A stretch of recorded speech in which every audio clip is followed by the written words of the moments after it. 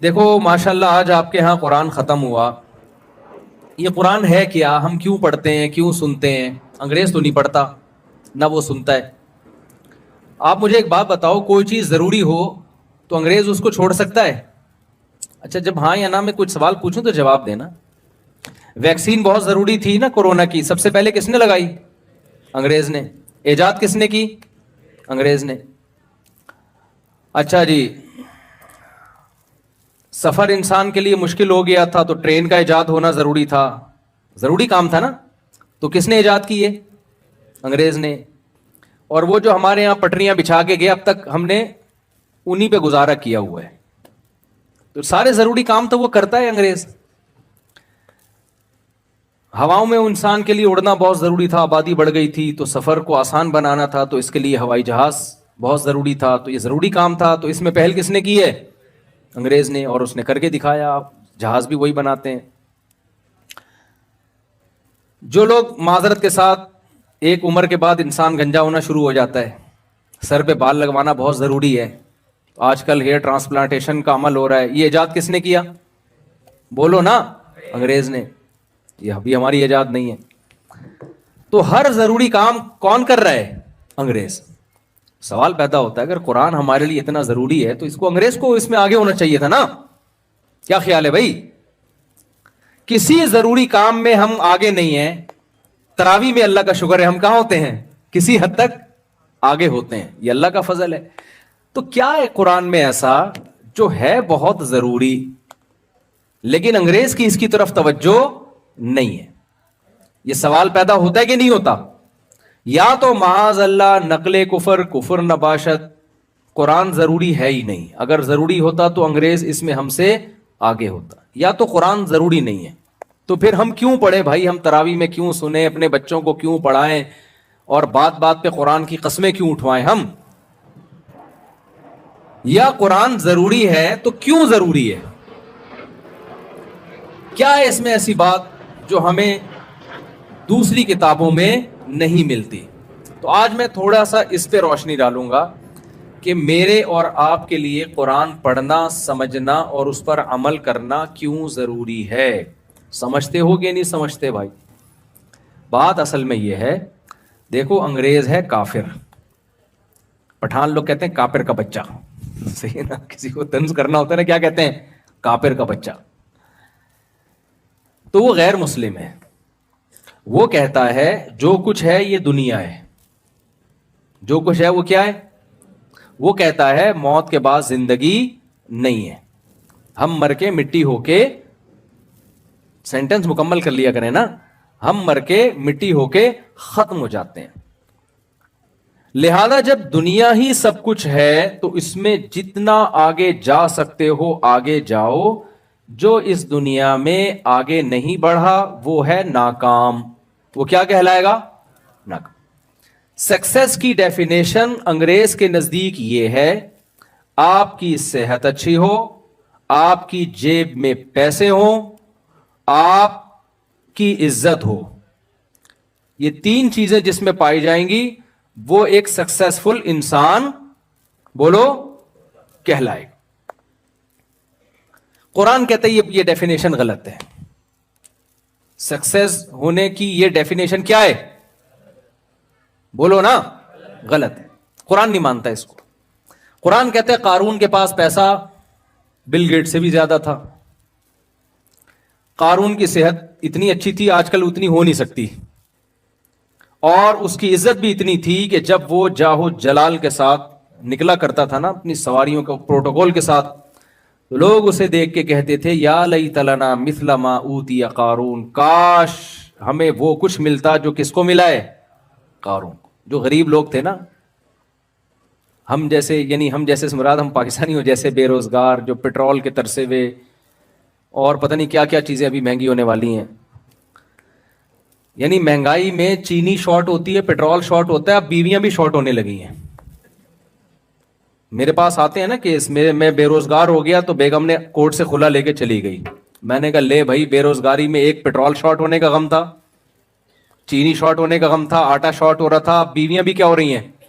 کیونکہ بے روزگار آدمی کے ساتھ اس کی بیوی بھی نہیں رہتی, کہتی کورٹ سے کھلا لو, نکلو پتلی گلی سے, سوائے اس محلے کی خواتین کے, یا جو میرا بیان سن رہی ہے ان کے علاوہ کی بات کر رہا ہوں. تو اب مسئلہ یہ ہے کہ اللہ کہتے ہیں کہ فرعون کے, قارون کے پاس تو سب کچھ بہت زیادہ تھا, لیکن کیا قارون کامیاب تھا اللہ کی نظر میں؟ بولو نا, نہیں تھا. ہمارے نبی صلی اللہ علیہ وسلم, محمد صلی اللہ علیہ وسلم کے پاس دنیا کا کچھ بھی نہیں تھا. 40 دن گھر میں آپ کے چولہا نہیں جلا. آپ سمجھتے ہو شاید گیس کا انتظام نہیں تھا, یہ لکڑیوں کا انتظام نہیں تھا, اس لیے چولہا نہیں جلا. بات اصل میں ہے کہ جلانے کے لیے جو کھانا ہوتا ہے نا, جو پکایا جاتا ہے, وہ کھانے کا انتظام نہیں تھا. چولہا بھی تھا, لکڑیاں بھی تھیں, پکائیں کیا اس پہ؟ کھجوروں پہ گزارا ہو رہا تھا. سمجھ رہے, کس پہ گزارا ہو رہا تھا؟ کھجوروں پہ. لیکن دنیا کے سب سے کامیاب انسان کون تھے؟ قرآن کہتا ہے محمد صلی اللہ علیہ وسلم تھے. اس سے ہمیں پتہ چلتا ہے شاید قرآن یہ کہنا چاہ رہا ہے کہ غریب کامیاب ہوتے ہیں. شاید قرآن نے یہ کہا کہ بھئی قارون کے پاس پیسہ تھا, ناکام. محمد صلی اللہ علیہ وسلم اور موسیٰ علیہ السلام کے پاس پیسہ نہیں تھا, اس لیے وہ کیا تھے؟ کامیاب. تو اس سے تو یہ لگتا ہے کہ شاید قرآن یہ کہہ رہا ہے کہ پیسے مت کماؤ. تو جتنے یہاں پروجیکٹ دی کمفرٹ میں چل رہے ہیں سارے بند ہو جانے چاہیے نا. کیا خیال ہے بھائی؟ لیکن نہیں, ہم قرآن پڑھتے ہیں تو قرآن نے کہا نہیں, سلیمان علیہ السلام کے پاس تو قارون سے بھی زیادہ پیسہ تھا, مگر وہ کیا تھے؟ بولے نا یار آپ لوگ, میں تھوڑی دیر بات کروں گا, میں چاہتا ہوں آپ میرے ساتھ شریک ہوں. یہ ہماری نا آپس میں بات چیت ہو رہی ہے, بیان نہیں ہو رہا ہے. تو قارون کے پاس پیسہ تھا, ناکام. موسیٰ علیہ السلام اور محمد صلی اللہ علیہ وسلم غربت تھی, مگر کیا تھے؟ کامیاب. ہم نے اس سے اندازہ لگایا شاید اللہ کی نظر میں پیسے والے ناکام ہیں اور غریب کیا ہیں؟ کامیاب. لیکن ایک اور مثال قرآن نے دے دی. داؤد اور سلیمان علیہ السلام کے پاس اتنا پیسہ تھا کہ قارون کچھ بھی نہیں تھا ان کے مقابلے میں. اور ایسے وسائل اور ایسے اسباب. ابھی یہاں کنسٹرکشن کا کام ہو رہا ہے نا, عمیر بھائی نے مزدور لگائے ہوئے ہیں, بلڈنگ بن رہی ہے. عمیر شیخانی جو ہمارے دوست ہیں, انہوں نے, میں دیکھتا رہتا ہوں نا, وہاں سے ٹرک آ رہا ہے بجری کا, وہاں سے یہ آ رہا ہے, وہاں سے یہ آ رہا ہے. سلیمان علیہ السلام ایسے نہیں بجری کا ٹرک منگواتے تھے. سلیمان علیہ السلام کو جب کوئی تعمیراتی کام کروانا ہوتا نا, تو قرآن کہتا ہے جنات کو حکم دیتے.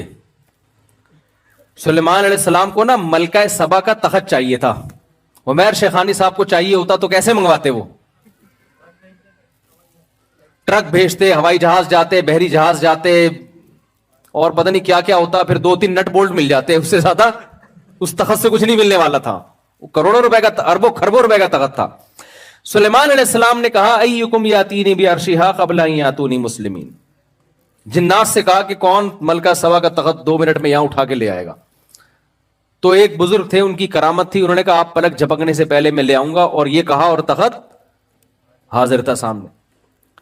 ہر چیز سلیمان علیہ السلام کو اللہ نے دی. پرندوں کی بولیاں سکھائیں, ایجنسی کا کام پرندوں سے لے رہے ہیں, مضبوط طاقتور جنات ان کے تابع بنا دیے, اور لائف اسٹائل بھی بہت شاہانہ. جب پیسہ دیا تو اسٹائل بھی کیسا تھا؟ شاہانہ, بہترین تاج, بہترین تخت. یہ جو لوگ کہتے ہیں نا کہ یہ پیسہ ہو اور رہو غریبوں کی طرح, یہ اسلام کا حکم نہیں کہ لگژری گاڑی میں کیوں گھوم رہا ہے. بھائی اگر پیسے ہیں تو لگژری گاڑی میں ہی گھومنا پڑے گا آپ کو. ہمارے نبی کے پاس پیسہ آیا تو آپ نے صبح آیا تو شام سے پہلے خرچ کر دیا, شام کو آیا تو صبح سے پہلے خرچ کر دیا. تو آپ نے غربت کو اختیار کیا. اسلام میں اس کی کوئی مثال نہیں ملتی کہ پیسہ ہو اور رہو غریبوں کی طرح. میں سمجھا پا رہا ہوں اپنی بات؟ یا تو رکھو ہی نہیں پیسہ, صبح آیا تو شام سے پہلے سارا صدقہ کر دو, پھر شام کو کھانے کے لیے روٹی نہیں ہے. لیکن ایسا توکل کسی میں آج کل ہوتا نہیں ہے, اور نہ ہونا بھی نہیں چاہیے. یہ اسلام کا حکم بھی نہیں ہے. یعنی ہونا تو چاہیے لیکن اس پر عمل نہیں کرنا چاہیے اس طریقے سے. نبی صلی اللہ علیہ وسلم نے کیوں کیا, اس پر ایک مستقل بیان ہے میرا, بھی یہ موقع نہیں ہے. لیکن نبی نے پیسہ رکھا نہیں ہے, تو شریعت اس کی اجازت نہیں دیتی کہ آپ پیسہ رکھیں اور رہیں کس طرح؟ غریبوں کی طرح رہیں. بے شمار پیسہ ہے اور پھٹے ہوئے کپڑے پہن رہے ہیں, پیون. میں نے ایسے کروڑ پتی لوگوں کو دیکھا, بھائی تیرے کپڑے پھٹے ہوئے کیوں ہیں؟ کہہ رہے نبی نے پیون زدہ کپڑے پہنے. او بھائی نبی کے پاس تو پیسے نہیں تھے, صبح آئے تو صدقہ کر دیے نا, تو جو کپڑا ملا آپ نے پہن لیا. تمہارے پاس تو بینکوں میں کروڑوں روپے رکھا ہوا ہے, تم پھٹے پرانے کپڑے کیوں پہن رہے ہو بھائی؟ اچھا یہ پہلے زمانے میں ہم کہتے تھے کپڑے پہنے, اب جس کے پاس جتنا پیسہ نا وہ کپڑے نہیں پہن رہا. وہ اب کیا ہو رہا ہے معاملہ, یعنی جتنا پیسہ آئے گا نا کپڑے مارکیٹ سے کیا ہوں گے, اسٹائل ہے بھائی. غریب لوگ کپڑے پہنتے ہیں. اب تو ایک آدھ چٹی مٹی پہن کے نا مالدار آدمی کہہ رہا ہے یار اسٹائل ہے ہمارا, یہ کپڑے وپڑے تو غریبوں کا کام ہے پہننا. خیر میرا موضوع نہ کہیں چینج ہو جائے نا, میں اس لیے ذرا کوشش کر رہا ہوں کہ وہ, یعنی مالدار خواتین کے کپڑوں پہ پیسہ بہت لگتا ہے مگر کپڑا نہیں لگتا. یعنی مالدار خواتین جو ہے نا, آپ ذرا پوش علاقے میں چلے جائیں تو مالدار اور ماڈرن جو بڑے گھروں کی خواتین ہیں ان کے کپڑوں پہ پیسہ دبا کے لگے گا مگر کپڑوں پہ کپڑا نہیں لگے گا, کپڑا نہیں ہوگا اس میں, مگر جتنا ہوگا اس پہ پیسہ بہت لگے گا. خیر تو میں یہ کر رہا تھا کہ ہم سلیمان علیہ السلام کا جب لائف اسٹائل دیکھتے ہیں تو بڑا شاہانہ لائف اسٹائل ہے بھائی. اور بات جب کر رہے ہیں نا ملکہ سبا سے, جس کو اللہ نے اتنا بڑا تخت دیا, تو بات بھی ایسے کر رہے ہیں کہ جو ایک شاہانہ اسٹائل ہوتا ہے. ملکہ سبا کو پیغام بھیجا کہ انسان کی بچی بن کے چلی آ. ایک ریاست ہے وہ, ایسے جیسے آج امریکہ بات کرتا ہے. جنرل مشرف کو فون کیا تھا اور جنرل مشرف نے فوراً اڈے حوالے کر دیا نا. اسٹائل ہے نا امریکہ کا. کوئی غریب ملک اس اسٹائل میں بات کر سکتا ہے؟ نہیں کر سکتا. پیسہ ہوتا ہے, دولت ہوتی ہے تو اسٹائل چینج ہو جاتا ہے. تو امریکہ کا اسٹائل چینج تھا. اس نے کہا بھائی یہ جنرل مشرف سے کہا ورلڈ ٹریڈ سینٹر تباہ ہو گیا, کائنڈلی آپ اپنے اڈے دے دیں ہمیں. تو مشرف صاحب نے پوچھا کہ اگر نہیں, تو انہوں نے کہا نو کا آپشن نہیں, یہ دینے پڑیں گے آپ کو. انہوں نے کہا ٹھیک ہے سر لے لیں. اس کے بعد جب پھر وہ وہاں گئے تو 20 سال جو انہوں نے جو ان کے ساتھ ہوا, پٹھانوں کی ان سے ملاقات ہوئی امریکن آرمی سے, تو پٹھانوں نے ان کے سارے اگلے پچھلے گناہ معاف کروا کے ان کو واپس بھیج دیا کہ کائنڈلی آپ واپس تشریف لے جائیں, آپ غلط جگہ آ گئے, معذرت کے ساتھ. تو خیر جو کائنڈلی جو ہے نا, یہ دونوں میں جو ہوا یہ بڑا خطرناک کائنڈلی ہوا ہے. یہ وہ والا کائنڈلی نہیں ہے جو ہم کر رہے ہوتے ہیں. یہ کائنڈلی کیا ہے, بڑا ڈینجرس قسم کا کائنڈلی ہے. جیسے انہوں نے مشرف کو کہا کائنڈلی اڈے چاہیے ہمیں, چاہیے کا مطلب کیا ہے, یہ کائنڈلی ہم نے ویسے شو کے لیے لگا دیا ہے. تو جب وہ امریکہ افغانستان گیا تو انہوں نے بھی کہا کائنڈلی آپ واپس تشریف لے جائیں. ٹھیک ہے نا, تو واپس تشریف لے گئے وہ. خیر بین الاقوامی حالات میں زیادہ تبصرہ نہیں کرتا کیونکہ ہم تو غریب لوگ ہیں. امریکہ نے ایک دفعہ میرے اس بیان پہ مجھے کائنڈلی کہہ دیا تو میں پھر برداشت نہیں کر پاؤں گا. ٹھیک ہے نا. تو اب مسئلہ یہ ہے کہ ہم دیکھتے ہیں کہ سلیمان علیہ السلام کے پاس دولت اور ملکہ سبا سے جب بات کر رہے ہیں, ایک خط بھیجا اس کو کہ اللہ کے نام سے شروع کرتا ہوں, اللہ تعالی علیہ واتونی مسلمین. آپ سورج کی عبادت کرتے ہو, یہ صحیح نہیں ہے. It is not appropriate for you. یہ بالکل بھی مناسب نہیں ہے کہ اللہ کی کھا کے, اللہ کی نعمتوں سے فائدہ اٹھا کے عبادت کس کی ہو رہی ہے, سورج کی. بڑی پاورفل ریاست تھی لیکن اس کو بولا کہ آپ تشریف لے آئیں فرما بردار بن کے. ملکہ سبا نے انکوائری کے لیے لوگ بھیجے تو پتا چلا یہ تو بڑے پاورفل ہیں. سلیمان علیہ السلام نے دھمکی دی کہ پہلا پیغام میرا آرام سے گیا تھا, دوسرا پیغام نہیں آئے گا, میری فوج آئے گی اور اب بندی بن کے آرام سے چلی جاؤ. تو یہ اسٹائل کس کا تھا, سلیمان علیہ السلام کا. پاور بھی تھی, جب پاور ہوتی ہے تو اسٹائل یہی ہوتا ہے. اب مجھے ایک بات بتاؤ, سلیمان علیہ السلام کے, اچھا معذرت کے ساتھ خواتین بہت ناراض ہوتی ہیں ایسی باتوں سے. 100 بیویاں بھی تھی سلیمان علیہ السلام کی, بہت معذرت کے ساتھ. میں ایسی باتیں کرتا کہا ہوں, آپ کو پتہ ہے شادیوں وادیوں کی. لیکن بخاری میں ہے کہ سلیمان علیہ السلام کی بیویاں کتنی تھی, 100 بیویاں تھیں. وہ مجھ سے پوچھ کے نہیں کی بھائی انہوں نے, تو ان سے جا کے پوچھو, مجھے نہیں کہو. لوگ کہتے ہیں آپ ایسی باتیں کیوں کر رہے ہو, انہوں نے ایسا کام کر لیا, ہم باتیں کرنے پر پابندی لگا رہے ہو. تو ان کی جب پیسہ بہت تھا تو وسائل بہت تھے, تو شادیاں کتنی کی, ایک وقت میں 100 بیویاں تھیں سلیمان علیہ السلام کی. لیکن قرآن ان کو بھی کیا کہتا ہے, کامیاب, ناکام نہیں تھے. کیا تھے وہ, کامیاب. نعم العبد, بہت پیارے بندے تھے اللہ کے وہ, دنیا میں بھی ان کے لیے بھلائی اور آخرت میں بھی بھلائی. تو اے اللہ, کبھی تو بتا رہا ہے کہ غریب کامیاب ہے اور مالدار ناکام ہے, کبھی تو کہہ رہا ہے کہ مالدار کامیاب ہے, غریب کیا ہے, ناکام ہے. تو سمجھ میں نہیں آ رہا. تو اللہ نے اس مسئلے کا حل یہ بتایا کہ بھائی اللہ نہ تمہاری دولت کو دیکھتا ہے نہ تمہاری غربت کو دیکھتا ہے. اللہ کیا دیکھتا ہے, تمہارے عمل کو. جو غریب ہو کے اللہ کو خوش کرے وہ غربت میں کامیاب ہے, جو مالدار ہو کے اللہ کو خوش کرے وہ مالداری میں کامیاب. ہم صحابہ میں دیکھتے ہیں, حضرت بلال انتہائی غریب تھے لیکن حضرت ابو بکر بہت مالدار تھے. ہمارے ہاں جامع الرشید میں حضرت ابو بکر کے بارے میں جو تاریخی روایات سے ان کے جو اثاثے ملتے ہیں, ایسٹس ملتے ہیں, وہ اربوں روپے میں, اس زمانے کے اربوں روپے بنتے ہیں وہ. حضرت عثمان اتنے بڑے تاجر تھے کہ 400 گھوڑے ایک ٹائم پہ انہوں نے صدقہ کر دیے, گفٹ کر دیے. تو جو 400 گھوڑے ایک ٹائم پہ کر رہا ہے اور پھر بھی مالدار ہے, اس کے پاس بیک اپ پہ کتنے گھوڑے ہوں گے؟ آپ کیا سمجھتے ہو گھوڑے کیا گٹکے کی قیمت میں ملتے تھے؟ ہے بھائی, اس زمانے کی شاہی سواری تھی گھوڑا بھائی, یا آج کی لینڈ کروزر ہے وہ. تو 400 تھی ان کے پاس جو صدقہ کیا, اور اس کے علاوہ بھی تھے اونٹ اتنے اتنے ان کے پاس. تو ارب پتی تاجر تھے عثمان رضی اللہ تعالیٰ عنہ, وہ بھی کامیاب, اور حضرت بلال جو غریب تھے وہ بھی کیا تھے؟ کامیاب تھے. تو اسلام سکسیس اور کامیابی کی وہ ڈیفینیشن بیان نہیں کرتا جو کون بیان کرتا ہے؟ گورا. گورا کہتا ہے مادی ترقی ہی کامیابی ہے, لہذا اس کی نظر میں قرآن کی ویلیو نہیں. اسلام کہتا ہے کہ اصل کامیابی کیا ہے؟ آخرت. لیکن اس کو دنیا سے جوڑتا ہے. وہ کیسے جوڑتا ہے وہ میں آخر میں آپ کو بتاؤں گا. تو ہمیں قرآن نہ چند باتیں بیان کرتا ہے, وہ باتیں ہم نے غور سے سننے بھی ہیں اور سمجھنے بھی ہیں کہ ہم قرآن کیوں پڑھتے ہیں. دیکھو کچھ چیزیں ایسی ہیں جو ہماری زندگی گزارنے کے لیے بہت ضروری. قرآن نے کہا کہ میں نے تمام پیغمبروں کو ایک کلمہ دے کے بھیجا ہے, انسانوں کو اس کلمے پہ لے کر آؤ. وہ تمہاری نجات کے لیے وہ کلمہ کیا ہے؟ ضروری. وہ کلمہ ہے لا الہ الا اللہ. گورا اس کو نہیں مانتا. وہ کلمہ کیا ہے؟ لا الہ الا اللہ. اس لا الہ الا اللہ میں 4 نظریات ہیں جن پہ ہم اقرار کر رہے ہیں. نمبر 1, اس کا سادہ سادہ ترجمہ کیا ہے؟ اللہ کے سوا کوئی عبادت کے لائق نہیں ہے.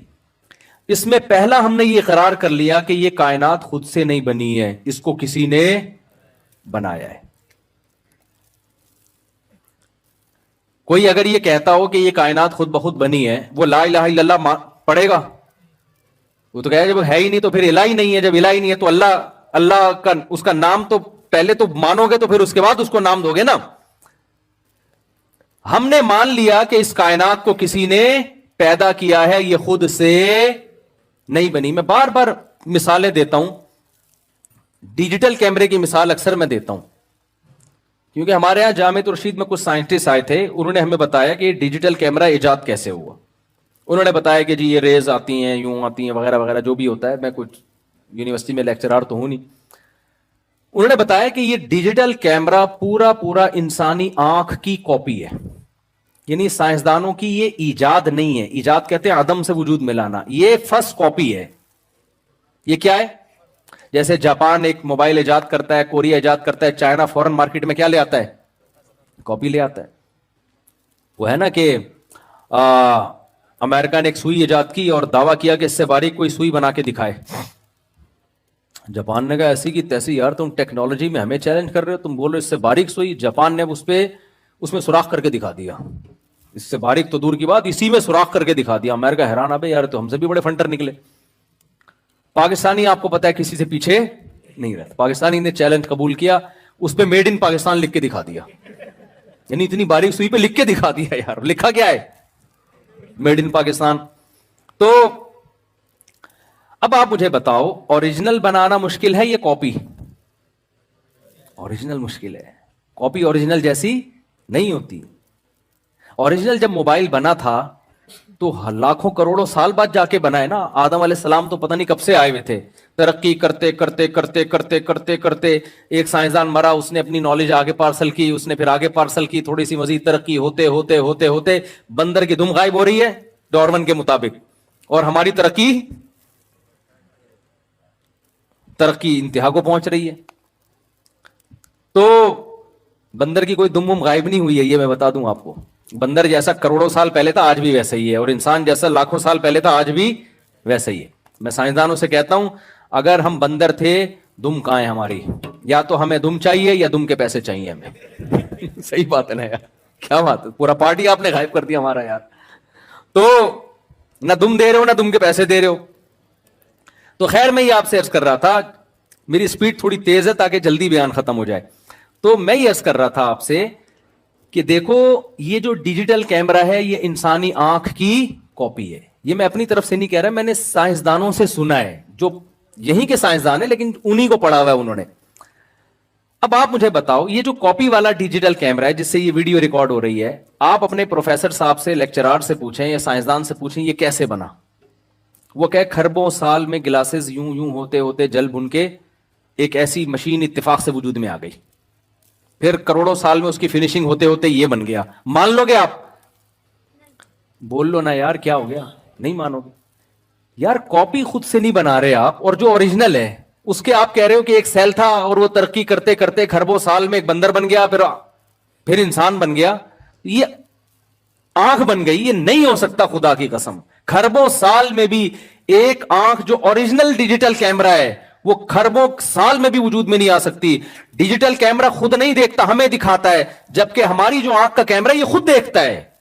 ये दिमाग से इसका लिंक है, ये समझता भी है कि मैं क्या देख रहा हूं। ये नामुमकिन है कि अरबों साल में वजूद में आके यहां खोपड़ी में एडजस्ट हो जाए। और डिजिटल कैमरा एक होता है, दो कैमरों को एडजस्ट करना बड़ा मुश्किल काम होता है। हमारी खोपड़ी में एक कैमरा नहीं है, कितने कैमरे हैं? दो। और ऐसे एडजस्ट हुए ना मां के पेट में कि जरा सी इनकी सेटिंग आउट हो तो 2 के 3 और 3 के 4 नजर आना शुरू हो जाते हैं। कौन था मां के पेट में कि मां रोटी खा रही है, गोश्त खा रही है? कौन है मां के पेट में जो बच्चे की आंखें बना रहा है और वर्नियल कैलिपर के जरिए उसको जनाब उसकी पुतलियों को एडजस्ट कर रहा है? कौन था मां